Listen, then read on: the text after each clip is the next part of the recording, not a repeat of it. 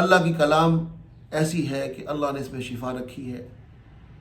اللہ رب العالمین اس قرآن کی برکت سے شفا نصیب فرماتے ہیں۔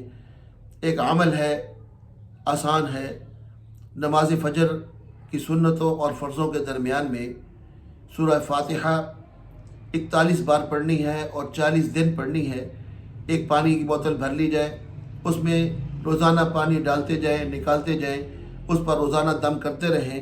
41 بار پڑھنی ہے اور 40 دن پڑھنی ہے۔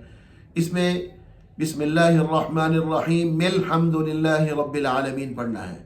بسم اللہ الرحمن الرحیم الحمد للہ رب العالمین، اس طرح سورت کو مکمل کرنا ہے اور ہر بار ایسے ہی پڑھنا ہے، بسم اللہ الرحمن الرحیم الحمد للہ رب العالمین۔